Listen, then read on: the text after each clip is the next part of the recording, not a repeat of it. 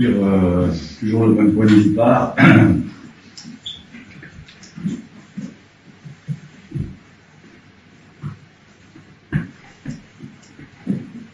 Qui est le suivant. Qu'est-ce que ce discours nouveau qu'est le discours psychanalytique, le discours analytique?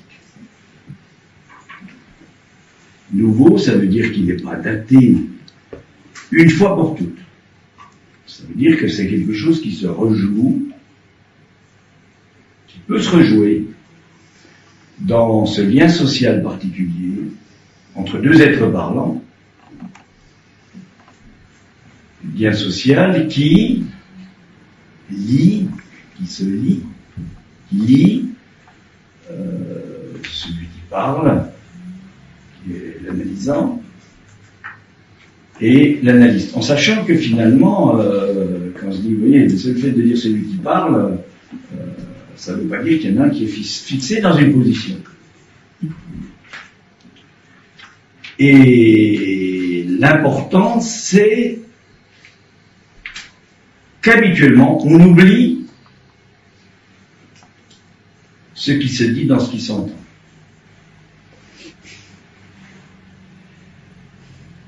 Et plus que ça, on oublie qu'il y a un dire qui est au-delà.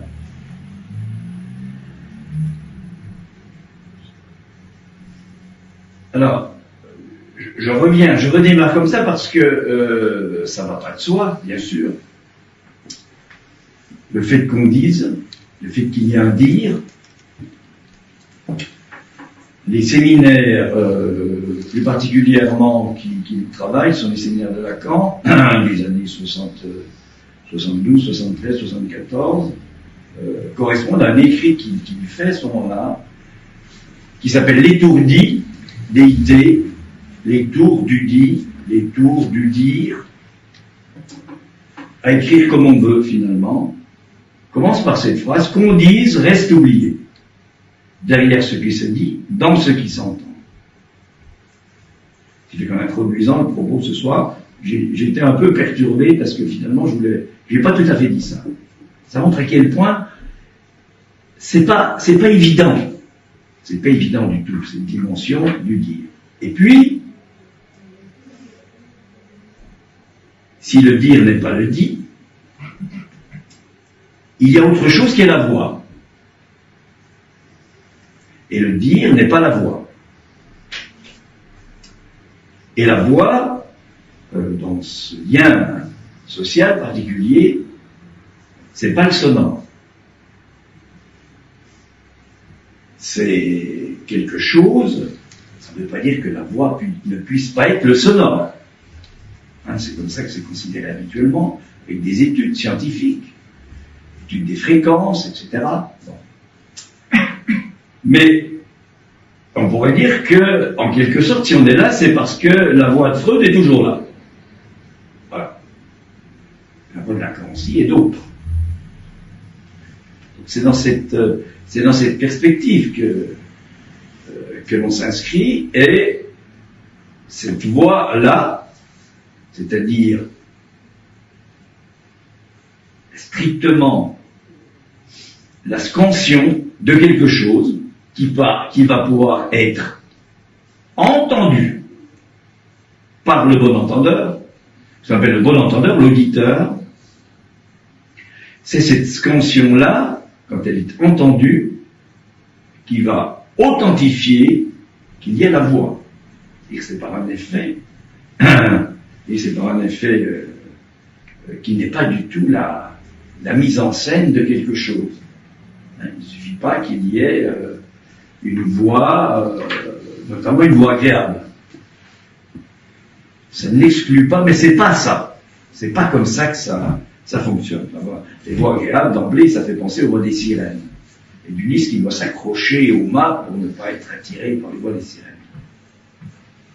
C'est un mythe qui en dit quelque chose, d'une certaine façon, bien sûr. Alors, discours nouveau. Discours nouveau.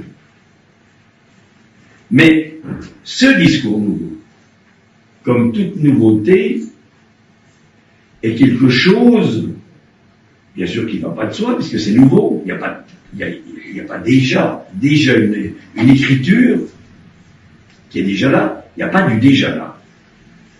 Ce n'est pas des connaissances, au sens du déjà là.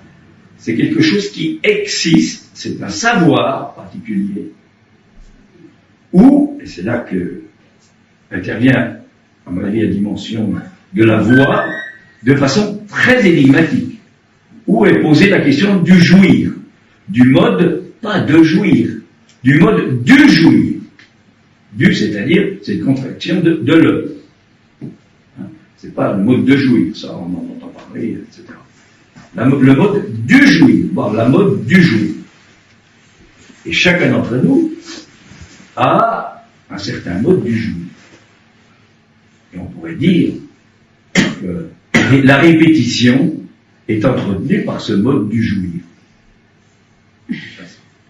C'est pas le plaisir non plus. On peut pas mettre de côté dans ce mot de jouissance, ce que la langue, notamment dans cette langue qu'on connaît, qui est la langue française, notre langue maternelle, ce que la langue fait entendre, c'est-à-dire qu'il y a quelque chose qui a à voir avec l'ouïr. L'ouïr, et qu'il y a une ouïssance, une jouissance qui est propre à chacun. Alors, bien sûr, à partir de là, vous voyez qu'on ne peut plus rester, si on essaie de suivre ça, on ne peut plus rester dans la façon de penser habituelle, parce que la façon de penser habituelle recouvre ça. Et pourtant, on est des penseurs. Donc, comment tout ça peut s'articuler? C'est ça la grande énigme. Comment tout ça peut fonctionner? Et puis surtout, bien sûr, d'où on vient, c'est de cette racine particulière qui est celle du langage. Et tout porte dans le discours habituel, bien sûr, à recouvrir tout ça, parce que, évidemment, on a fait au langage son destin, c'est-à-dire qu'on a dit le langage, on va l'utiliser, c'est un moyen pour communiquer. Donc les mots vont avoir un sens, et il s'agira de trouver le sens qui puisse être valable. Pour qui? Pour tout le monde. Le sens commun. Le bon sens. Et le sens commun. L'objectif du développement de la pensée, c'est de trouver la façon dont il est possible que quelque chose soit enseignable. Et ce qui est enseignable, bien sûr, c'est quelque chose qui est valable pour tous. Or, le langage, qui est la condition de l'inconscient, c'est quelque chose qui touche au particulier, à chacun. Donc ça ne va pas ensemble. Ça ne peut pas aller ensemble. Ce qui est enseignable habituellement, et donc qui va conduire plus ou moins à la communication, au savoir médical, psychologique, politique, etc. Et c'est autre chose qui, du fait du langage, je ne peux pas beaucoup développer ça parce que c'est assez complexe, du fait d'un langage, pose, et on revient à la voix, pose au fait qu'il y a une jouissance de l'autre, grand A, dont nous sommes radicalement et pour toujours séparés. Et pourtant, il peut arriver, c'est toujours pareil, il peut arriver que cette jouissance de l'autre, nous puissions en avoir, en quelque sorte, un témoignage. C'est-à-dire qu'il puisse y avoir quelque chose qui nous soit passé de cette jouissance de l'autre. Et pourtant, nous en sommes radicalement séparés. Nous en sommes même tellement séparés que nous n'en voulons rien savoir et que nous nous sommes arrangés pour définir ce que ce serait cette jouissance de l'autre. Moyennant quoi, on est complètement à côté, puisque c'est le penseur, ce qu'on appelle en termes de référence le moi, le maître, le moi, M apostrophe E accent grave TRA, la dimension de l'être. C'est la dimension de l'être qui prend en charge le fait que, après tout, finalement, l'autre, on peut tout à fait le contrôler.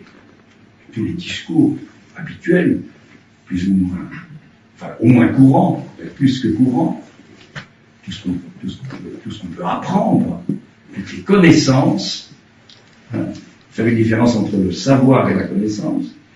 Toutes les connaissances reposent sur quoi? Sur la dimension du fantasme.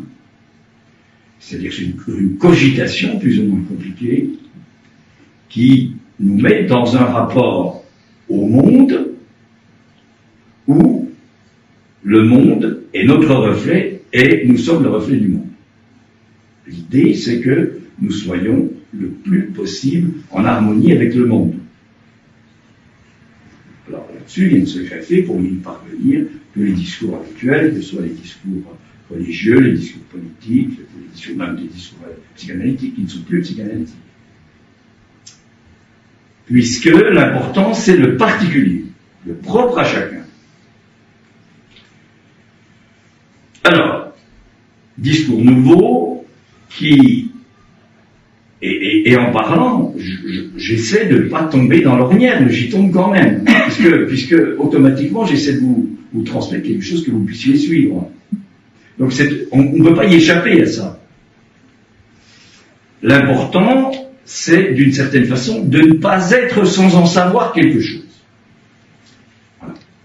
De ne pas être sans en savoir quelque chose. Vous voyez, dans cette formulation qui est déjà une formulation particulière, quelque chose qui est déjà un tissage, on pourrait dire, apparaît le fait qu'il y a autre chose que l'espace habituel, qui est le plan, la métrique, la géométrique du plan des Grecs, le moré géométrico, qui dépasse évidemment une représentation sur un tableau, qui est le fait que quand on parle, quand on pense en termes comme ça, en opposition.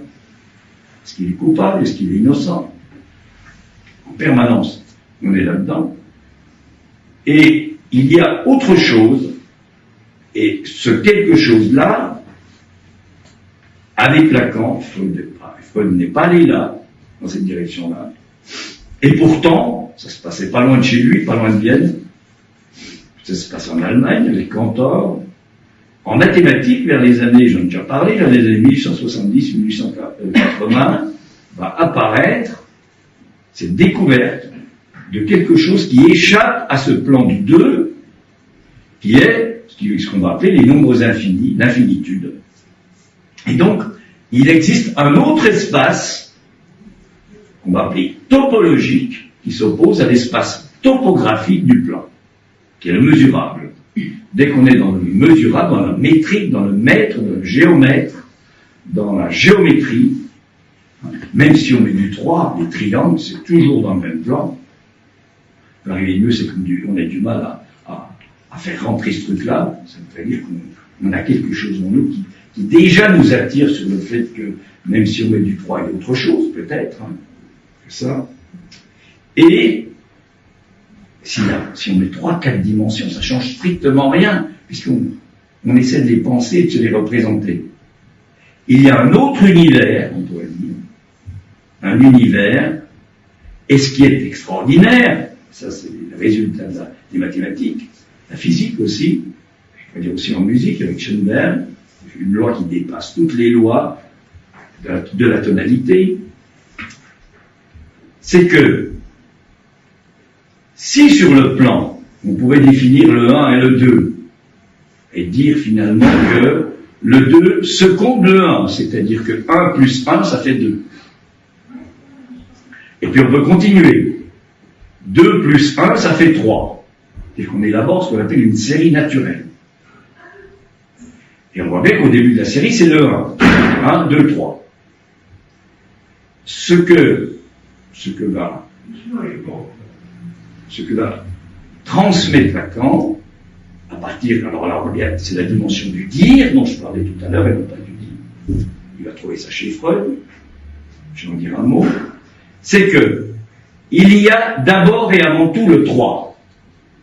On nous a évidemment pas appris comme ça. Et on continue à apprendre autrement. C'est pas un problème. Il y a d'abord le 3, c'est-à-dire qu'il y a cette dimension, qui est le titre du séminaire, du hors d'eux. Hors d'eux, à écrire comme on veut, apostrophe ou pas, sur le 2, au niveau du 2. Et cette dimension du 3, on va appeler avec Lacan la dimension signifiante. On n'est plus dans le signifié, c'est-à-dire ce qui se comprend, ce qui se pense, ce qui se représente. On est dans le signifiant, et le signifiant, ça s'entend, et non ça se comprend.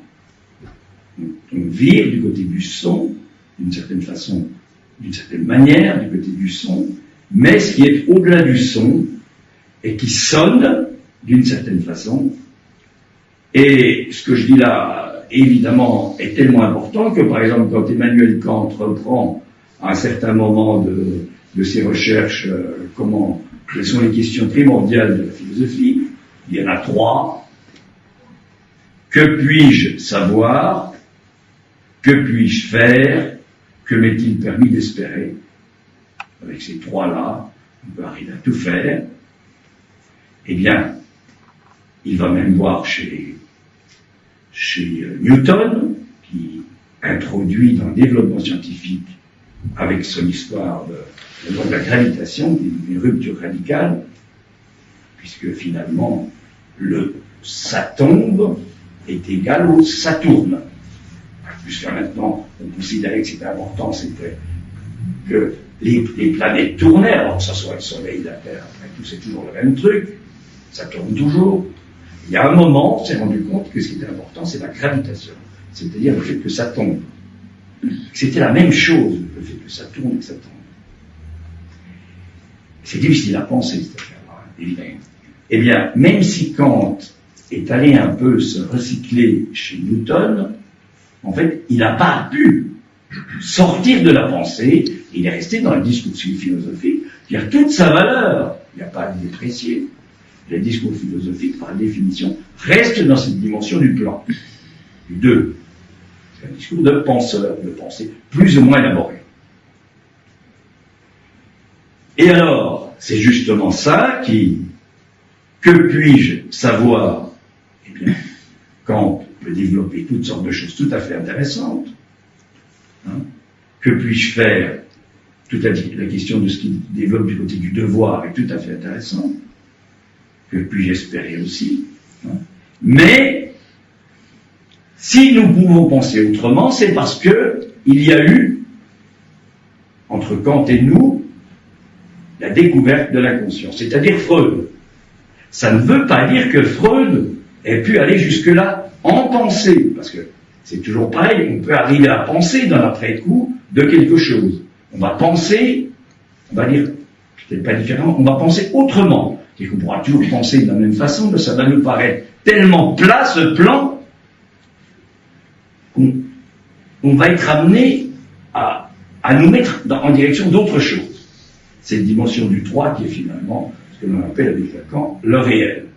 Le réel, c'est pas la troisième dimension, à côté du symbolique et de l'imaginaire, ça il insiste dans ces années-là, le réel, c'est ce qui les fait 3. Et que ça, c'est en ce sens-là que ça a été imaginarisé, on a ramené ça sur le plan, le christianisme fait quelque chose d'important, puisqu'il pose la question qu'il y a du 3, la Trinité. Tout le christianisme repose sur la Trinité, en fait. La seule chose, c'est que ça a été recouvert parce qu'on a arrangé ça d'une certaine façon. Donc vous voyez, on revient à nouveau sur cette question-là, et on a évoqué la question de la jouissance, on a évoqué la question de la pensée, on a évoqué ce qui peut se jouer, Et pour revenir aux questions de Kant, d'Emmanuel Kant, on peut se poser la question, que puis-je savoir? Alors, si on reste dans la dimension du 2 et du plan, il y a toutes les connaissances. On peut passer sa vie à se constituer en quelque sorte comme un énorme dictionnaire. Et que plus on en saura, mieux ça vaudra, et mieux on épatera la galerie. Ce que démontre Freud, même s'il n'a pas dit comme tel, c'est que la découverte de Freud, c'est quoi? C'est pas les histoires d'alcool, hein, comme ça a apparu au début. Breuer avait la trouille parce qu'il était un médecin bien connu de Vienne. Il fallait pas en parler de cette affaire-là. C'est pas la sexualité, les histoires. C'est le fait qu'il y a quelque chose d'énigmatique dans l'être sexué. La sexualité, c'est qu'il y a un être sexué, on peut dire même sexuel, il y a une jouissance sexuelle, et c'est pas du tout ce qu'on imagine immédiatement. Parce que dès qu'on entend ce mot-là, évidemment, on fiche ça dans un sens. On retombe sur le 2. C'est-à-dire que tous les termes, finalement, hein, vous le savez, là, quand on fait un travail, on se rend bien compte qu'il y a quelque chose qui va s'user de la définition d'un mot. Il y a quelque chose qui va s'user progressivement. On ne va même pas s'en rendre compte.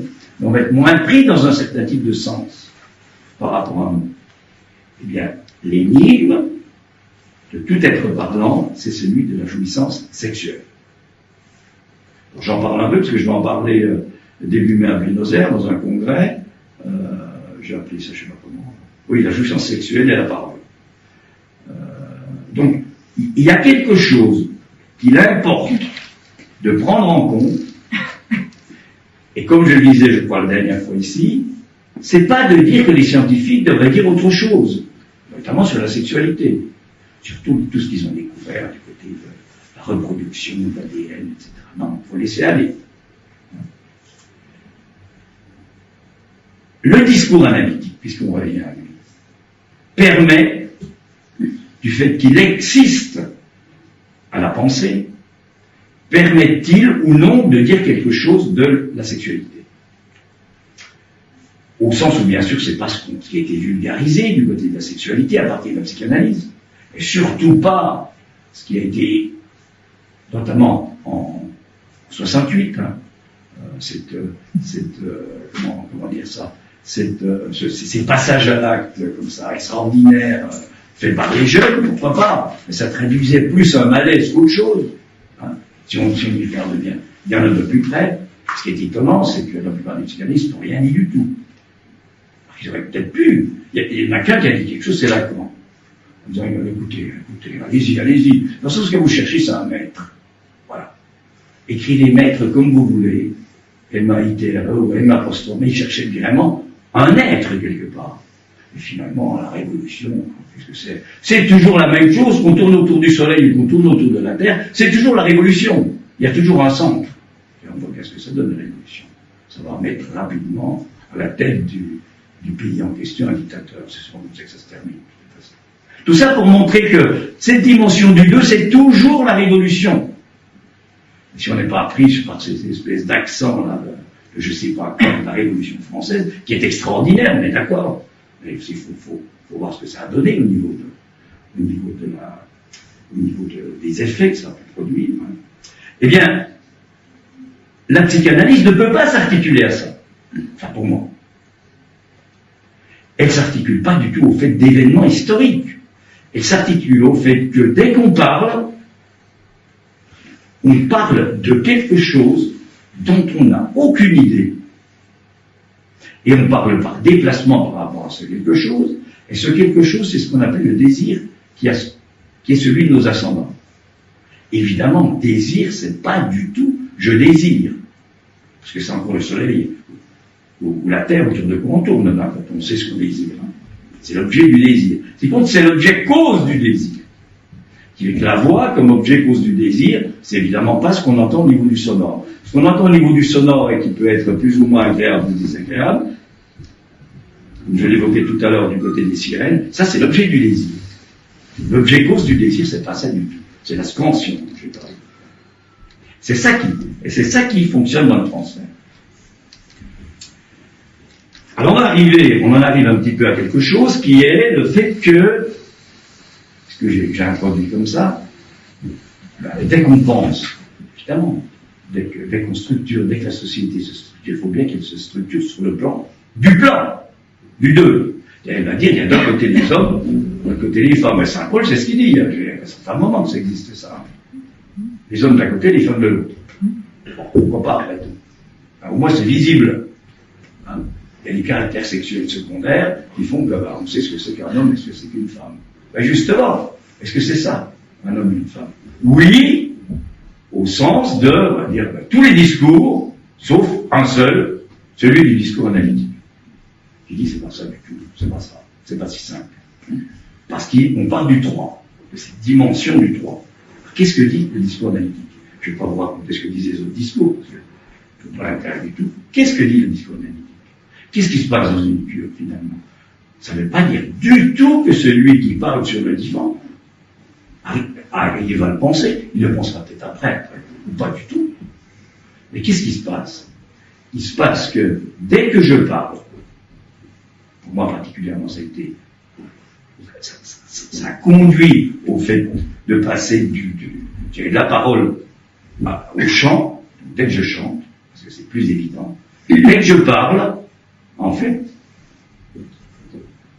je prends en compte le fait que je ne le sais pas, c'est peut-être un peu fort dès que je prends en compte, mais je ne sais pas que je prends en compte le fait qu'il y a une part masculine et une part féminine chez tout être parlant. Tout être parlant. Il n'y a pas d'un côté les hommes et de l'autre côté les femmes. Voilà. Ça, c'est les caractères sexuels secondaires. Et je sais que ça a de l'importance. Hein. Pour le fantasme, pour imaginer, silhouette et compagnie. Mais c'est pas de ça dont on parle, au sens du langage et de la psychanalyse. Dès que je parle, je peux me mettre sous le côté homme, sous le côté femme. Mais de toute façon, j'y suis des deux côtés. C'est complètement renversant, parce que fallait quand même oser le dire, ça. Hein, des choses comme ça. C'est-à-dire que, et pour élaborer tout ça, Lacan va justement utiliser les formules quantiques, c'est-à-dire de l'existence. Alors je ne vais pas les développer, ce sera assez compliqué, mais j'en prends seulement une qui l'interroge de la façon suivante. Alors, c'est un peu compliqué, philosophe de Tricot, là, hein, vous connaissez ça, un petit sage. Il n'existe pas de X, c'est-à-dire de fonction, à partir de laquelle il puisse être dit qu'il n'est pas vrai que tout être homme n'est pas être femme. Je pense que vous avez suivi. Ça montre la complexité des choses. Mais ça montre bien que justement on est tissé là-dedans. On est tissé là-dedans, je ne dis pas anatomiquement, mais on n'est pas du tout là-dedans. On est tissé dans le fait que ce qui est important quand on parle, c'est comment ces deux parts, qui en fait, vous voyez bien que ces deux parts, c'est ça le 3. Elles font 3. C'est ça l'intérêt. Comment ces deux parts qui font 3, comme le réel symbolique, sont avec comme le symbolique et l'imaginaire, avec le réel, non pas 3 dimensions, mais font 3. Dès que quelqu'un parle, comment est-il possible qu'il soit entendu, parce que c'est pas compris, qu'il puisse arriver que ce qui ne cessait pas de s'écrire, à savoir il y a d'un côté des hommes et de l'autre côté des femmes, d'une certaine manière, cesse de s'écrire pour qu'advienne ce qui cesse de ne pas s'écrire. Voilà les formulations, vous avez pu reconnaître, le nécessaire, l'impossible, le contingent, le possible. Et en fait, on pourrait dire que, ça me parle beaucoup, on pourrait dire qu'en permanence, il y a une séance, c'est pour ça qu'il n'y a pas besoin que ça dure, je sais pas combien de temps, ça pourrait durer l'éternité, pourquoi pas. C'est ça l'éternité. c'est qu'il puisse y avoir parfois ce mouvement qu'on trouve quoi? Qu'on trouve quand on chante un aria, par exemple. Il y a quelque chose qui part, on ne sait pas comment, qui fait que c'est porté par quoi, on va dire, par la voix. Mais c'est pas, bien sûr, c'est la voix. Et que finalement, ceux qui jouissent, c'est pas celui qui chante, c'est ceux qui entendent. La jouissance, elle est au niveau du récepteur. Eh bien, vous voyez que la grande énigme, la richesse de l'être parlant par rapport, eh bien, à qui?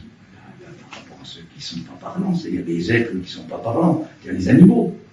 Ils ont un être, bien sûr. C'est nous qui leur avons mis, qui les avons baptisés comme ça. Ils ont un être, puisqu'ils s'appellent des animaux. Ils ont un être. Hein. Je suis, tu es, il est. Il est un animal. Bon. Donc c'est nous qui les avons affublés de ce truc-là.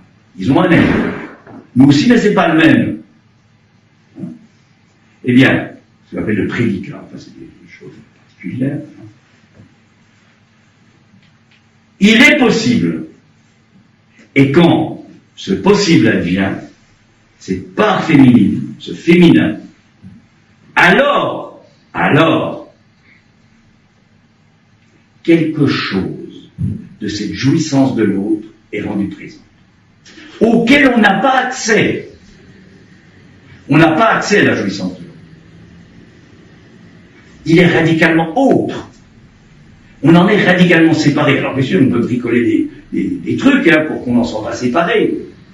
On va dire qu'on l'a reconnu, par exemple. Ça ne se reconnaît pas du tout, puisque ça s'entend, c'est tout. Un exemple.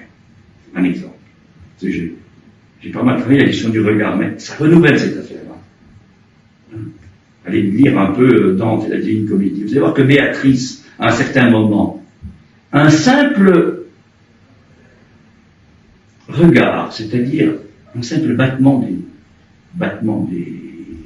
des paupières, et ça va rendre celui qui l'aime, je cite Lacan, comme déchet exquis. Exquis! C'est fantastique, alors. Exquis, ça veut dire quoi? C'est ça la jouissance. Exquis. Hein? Est-ce que c'est agréable? Est-ce que c'est désagréable? Est-ce que les douleurs exquises, en français, quand on est dans le jargon médical, les douleurs exquises, on pourrait penser que ça va pas ensemble, mais si.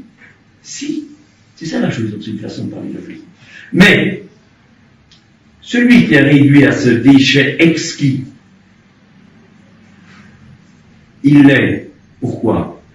Parce que il y a eu passage de cette jouissance de l'autre par Béatrice, en l'occurrence en position, on va dire de part féminine. Et le petit malin, il ne peut pas arriver à changer quoi que ce soit. Non seulement parce qu'il est déchet exquis, mais il ne peut rien changer dans ce qui se passe dans la part féminine, là, présentifiée par Béatrice. Rien du tout. Et Dante a le génie de dire que c'est Dieu qui parle par sa bouche à elle. Ben voilà un petit peu dans cette affaire-là, oui, on est loin de tous les dieux qui existent habituellement. C'est vraiment le Dieu, on dit maintenant. Le Dieu, c'est celui-là, le Dieu. C'est pas le Dieu qu'on va béatifier, tout ce qu'on veut voir, pour mieux cacher ses exactions, finalement. C'est là ça aussi. Alors, vous voyez, on en arrive à cette question-là, que l'être sexué, d'un côté, il est pris par ce qu'on appelle la jouissance phallique, c'est-à-dire tout ce qu'il en est d'un espace défini, limité, organisé, compréhensible. C'est le champ de la jouissance phallique. Et puis ce champ est recouvert par ce qu'on peut appeler quelque chose d'ouvert, puisque ça porte à l'infinitude, cette affaire-là, cette part féminine. Quelque chose d'ouvert, et que c'est par là qu'apparaît toute création, on va dire. Toute création est là. Alors, ce qui peut se passer entre un homme et une femme, vous voyez que c'est pas simple. Hein. Et que la découverte de la psychanalyse, c'est l'histoire finalement. Si on sort des histoires d'alcôve, hein, bien sûr, il n'y en a pas tellement d'histoires à Freud. Hein. Freud y patauge autour du père, l'amour du père, en permanence ça revient, etc. que c'est son problème à lui, c'est son problème à lui, il va le découvrir un peu plus tard. Et vous trouvez ça dans son auto-analyse, dans les lettres-fils. Et quand il est avec les premières hystériques, il patauge complètement à l'amour du père, etc. Pourquoi pas, hein? Et on ne peut entendre que ce qui nous affecte, d'une certaine manière. Donc, ce qui est en jeu dans ce discours nouveau, c'est le fait qu'il y a cet autre radical, c'est-à-dire, alors on comprend un peu mieux ce que ça veut dire, ce que dit la quand il dit il n'y a pas de rapport sexuel. Et que cette histoire de part masculine et de part féminine, si on ne la met pas d'un côté les hommes, de l'autre côté les femmes, si elle est propre à tout être parlant, dès qu'il parle, alors il est possible que quelque chose de nouveau advienne. Le nouveau ne peut pas advenir autour de ça. Et on pourrait dire que ce que transmet le nouveau sur la sexualité, le discours analytique, c'est ce que j'ai essayé de dire. Donc, que puis-je savoir? Réponse avec Kant, c'est pas des savoirs démultipliés, c'est ça. Que puis-je faire? Deuxième question, c'est essayer d'en tenir compte. C'est difficile de le dire, j'essaie de le faire. Puis que puis-je espérer? Ben, pas grand-chose. Pour voir un peu ce qui se passe. Pas grand-chose. Et la question n'est pas du tout là. Elle est d'où puis-je espérer? D'où? On retrouve la dimension, vous voyez, de cette rencontre, de cette dimension de cette articulation de la part masculine et de la part féminine. Voilà, je vais m'arrêter là ce soir.